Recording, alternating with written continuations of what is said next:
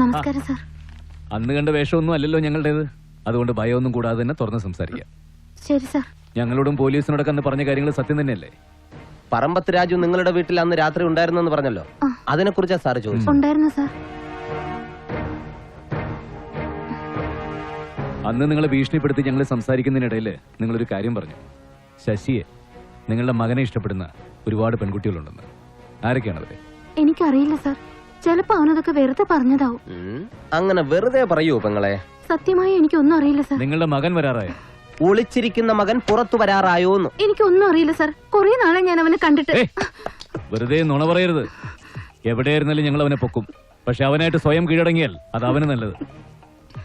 പോയിക്കോളൂ Prakash.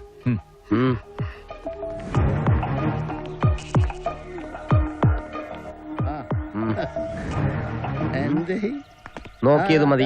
Expiry date കഴിഞ്ഞാലോടോ നിന്ന് പിള്ളേർക്ക്. ഞങ്ങളുടെ നാട്ടുകാരല്ലേ, വളരെ ഡിഫിക്കൽട്ട് ഫ്രണ്ടാണ് സാർ. അതൊക്കെ അറിയാം. കൊച്ചു കള്ളാ വേഷം മാറി എന്ത് പറ്റിക്കില്ല പറ്റില്ലേ. ചൊവ്വയെന്നും ബുധനെന്നൊക്കെ ഞാൻ വെറുതെ തമാശ പറഞ്ഞതല്ലേ. സാറിന്റെ മുഖലക്ഷണം കണ്ടപ്പോഴേ എനിക്ക് തോന്നി സത്യം എന്താ ഒരു വലിയ ഐ ജി ആണെന്ന്. സാറിനുണ്ട് ഒരു വലിയ പോലീസുകാരന്റെ. തനിക്കുണ്ട്. എന്ത്? തനി കള്ളന്റെ ലക്ഷണം. അതെ. എന്താ സാറേ ഈ പറയണേ? ഞാൻ എന്ത് തെറ്റാ ചെയ്തേ? അതൊക്കെ അകത്തൊരാളുണ്ട്, ആളോട് പറഞ്ഞാ മതി. സാറിനോട് പറഞ്ഞാ പോരെ? പോരാ. പിന്നെന്താ? നടക്കണോ? മനസ്സിലായി. നാലാമുറ. ഹര ഹരോ ഹര ഹര പഴനി ആണ്ടവനേ ശരണമയ്യപ്പ. അന്ന് സാറിനെ കണ്ടപ്പോഴേ എനിക്ക് തോന്നി എന്റെ മുഖത്തൊരു പോലീസ് ചായ ഉണ്ടെന്നല്ലേ? നേരെ നോക്കടോ. നോക്കി. തന്റെ മുതലാളി കൈമളിന്റെ അത്രയും താൻ കള്ളം പറയില്ല. അതുകൊണ്ടാണ് ചില ചോദ്യങ്ങൾ തന്നോട് ചോദിക്കാൻ. അന്ന് പറമ്പത്ത് രാജു ആ പെൺകുട്ടിയെ ബലമായിട്ട് കാറിൽ കയറ്റി കൊണ്ടുപോകുന്നത് താൻ നേരിട്ട് കണ്ടു എന്ന് പറഞ്ഞത് സത്യമാണോ? രാജുവിനെയോ ആ പെൺകുട്ടിയെയോ അന്ന് കണ്ടിട്ടേ ഇല്ലെന്ന് സാറ് വരട്ടിയപ്പോ ഞാൻ സമ്മതിച്ചല്ലേ. പിന്നെ എന്തിനാ എന്നെ വെറുതെ ഉപദ്രവിക്കുന്നേ? ഞാൻ ആരെയും കണ്ടിട്ടില്ല, എന്നെ പോലും. ആ കത്തെഴുതിയതും ഞാനല്ല. സാർ അന്ന് ചോദിച്ചതിനുള്ള മറുപടി അല്ല, സാർ ഇപ്പൊ ചോദിക്കുന്നതിനുള്ള മറുപടി താൻ പറഞ്ഞാ മതി. ബലമായിട്ട് കാറിൽ പിടിച്ച് കയറ്റി കൊണ്ടുപോകുന്നത് താൻ കണ്ടോ? അത് പറയടോ. പറയാം.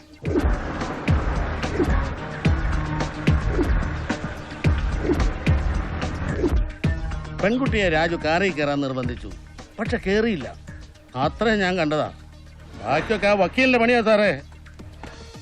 പക്ഷേ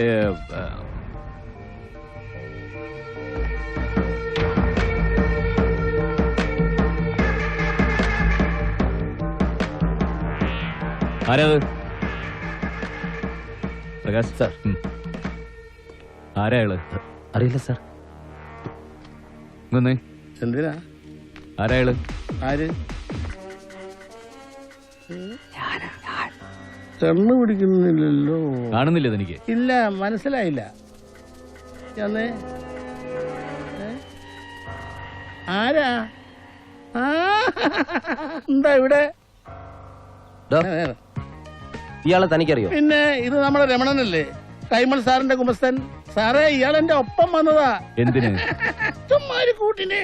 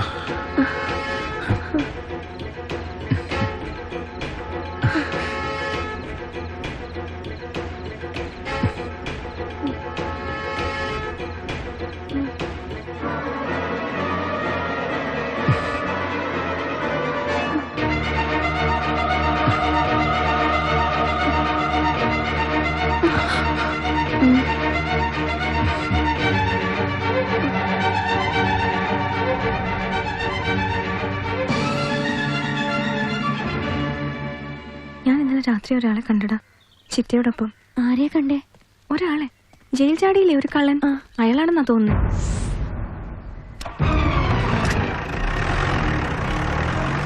എവിടെ വെച്ചാ നീ അവരെ കണ്ടേ? ആ പൂഞ്ചിറ പാലത്തിന്റെ തൊട്ട് താഴെ ചെറിയൊരു കുറ്റിക്കാടില്ലേ, ആ ഭാഗത്ത് വെച്ചാ കണ്ടേ. ആ ഭാഗത്ത് എവിടെ വെച്ച്?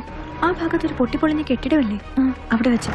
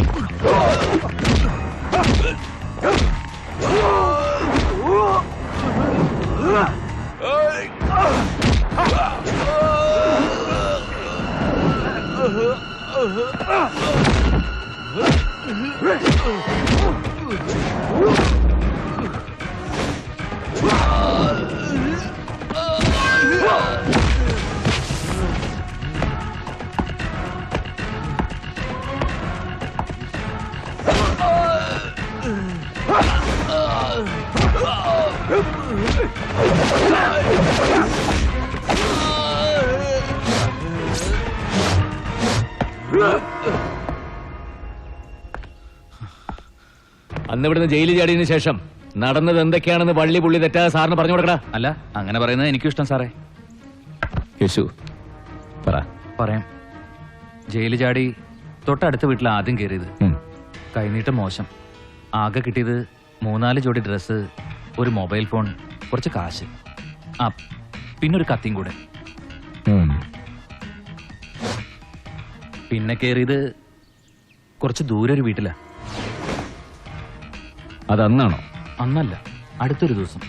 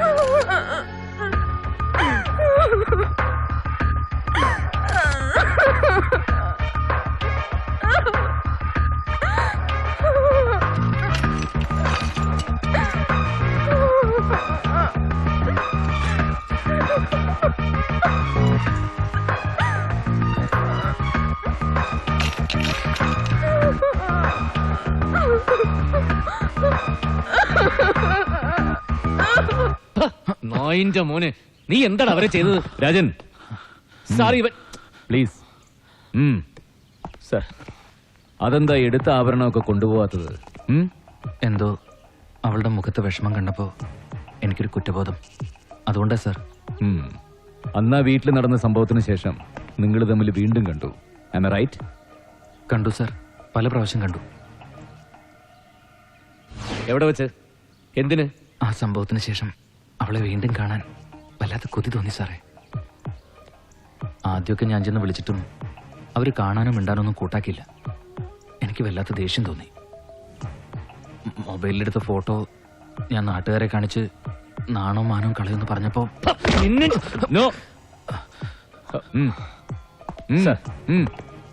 നാണോ മാനോ കളയെന്ന് പറഞ്ഞപ്പോ അവര് വന്നു സാർ. വീടിന് പുറത്തേക്ക് ഞാൻ പറഞ്ഞ സ്ഥലത്തേക്ക് വന്നു സാർ. പാവം കാലെ കെട്ടി വീണ് കരഞ്ഞു. എന്നെ ഉപദ്രവിക്കരുതെന്ന് പറഞ്ഞ് വല്ലാത്ത കരച്ചിലായിരുന്നു സാർ. ജീവിതത്തിൽ ആദ്യമായിട്ടൊരു പെണ്ണിനോട് എനിക്ക് അലിവ് തോന്നി. പിന്നെ ഞാൻ അവരെ തൊട്ടിട്ടില്ല സാർ. ഇപ്പെങ്ങനെ രണ്ടുപേരും നല്ല ഇഷ്ടത്തിലാ? അയ്യേ, അങ്ങനെയൊന്നുമില്ല സാറേ. അതൊരു പാവ. എന്തോന്ന് അയ്യേ, എന്തോന്ന് പാവം. ഇഷ്ടമില്ലെങ്കിൽ പിന്നെ എന്തിനാടാ ആ പെണ്ണ് നിന്നെ രക്ഷിക്കാൻ വേണ്ടി ദാ ഈ സാറിന്റെ തലക്കിങ്ങനെ അടിച്ചത്? അത് പിന്നെ ഈ സാറിന്റെ കഴുത്ത് പിടിച്ച് വല്ലാതെ ഞെരിച്ചപ്പോ ചത്തുപോകുന്ന കരുതിട്ടാ, അല്ലാതെ ഇഷ്ടം ഉണ്ടായിട്ടൊന്നല്ല സാർ. നീ പറയുന്ന ശരിയാവുന്നില്ലല്ലോ. ശരിയാവും സാർ. ഇനി ശരിയായിക്കോളൂ സാർ. ഓ, ദിവസങ്ങളോ ആഴ്ചകളോ മാസങ്ങളോ ഒന്നുമല്ല, വർഷങ്ങളായിട്ട് ആ സ്ത്രീക്ക് ഈ സബ് ഇൻസ്പെക്ടർ രാജൻ അറിയാം. നിങ്ങൾ തമ്മിൽ ഏതാനും ദിവസം പരിചയമല്ലേ ഉള്ളൂ. അതും പുറത്തു പറയാൻ കൊള്ളില്ലാത്തൊരു ബന്ധം. എന്നിട്ട് നിന്നെ രക്ഷിക്കാൻ വേണ്ടി അവൾ ഇയാളുടെ തലയ്ക്ക് അടിച്ചു എന്ന് പറയുമ്പോ ഉറപ്പായിട്ട് അതിനകത്ത് മറ്റെന്തോ കാരണമുണ്ടല്ലോ. എന്താ കേശു അത്? സത്യമായിട്ട് ഒന്നുമില്ല സാർ.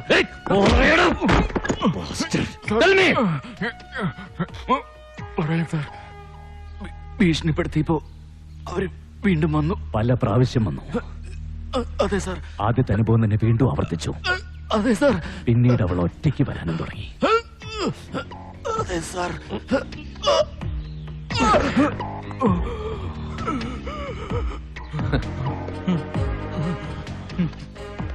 ഇത്തരം കാര്യങ്ങൾ പുറത്തിറങ്ങ അവർക്ക് വല്ലാത്ത അപമാനമായിരിക്കും. അതുകൊണ്ടാണ് സാർ ഞാൻ ആദ്യമേ കള്ളം പറഞ്ഞത്. എനിക്കൊരു അപേക്ഷയുണ്ട്. നടന്നൊന്നും അത്ര നല്ല കാര്യങ്ങളല്ലല്ലോ. ഇതൊക്കെ വീണ്ടും സാറുമാർ അവരോട് ചോദിച്ച് അപമാനിക്കരുത്, വിഷമിപ്പിക്കരുത്. അതൊക്കെ ഞങ്ങൾ നോക്കിക്കോളാം. ഇനി ഇയാളെ ലോക്കപ്പിലിടണ്ട, നേരെ സബ് ജയിലിലേക്ക് അയച്ചേക്ക്. സാർ. സാർ. അവർക്കൊരു അപമാനം ഉണ്ടാവുന്നത് നിനക്ക് അത്രയ്ക്ക് വിഷമമാണല്ലേ? അതെ സാർ. അങ്ങനെയാണെങ്കിൽ നീയും അവരും കൂടി ഒരുമിച്ച് വരുന്നതോ പോകുന്നതോ മറ്റെന്തെങ്കിലോ മരിച്ച പെൺകുട്ടി ഭദ്ര കണ്ടിട്ടുണ്ടെങ്കിൽ? സാറിന്റെ ഉദ്ദേശം എനിക്ക് മനസ്സിലായി. പക്ഷെ സത്യമായിട്ട് ഞാൻ ആ പെൺകുട്ടിയെ കണ്ടിട്ടില്ല. ആ കുട്ടി ആരാണെന്ന് പോലും എനിക്കറിയില്ല. പക്ഷേ ഞാൻ കണ്ടൊരു കാര്യം ഇപ്പോൾ ഓർക്കുന്നു. ജയിൽ ചാടി 3 ദിവസം കഴിഞ്ഞ് വീണ്ടും ഞാൻ കള്ളവന് പോയപ്പോ വളരെ ദൂരെ നിന്ന് ഞാനൊരു കാഴ്ച കണ്ടു.